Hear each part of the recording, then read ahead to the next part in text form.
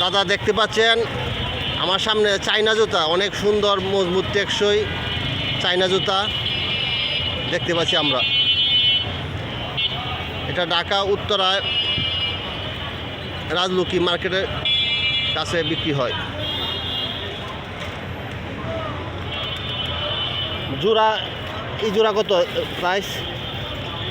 450। 450 এই জোড়া।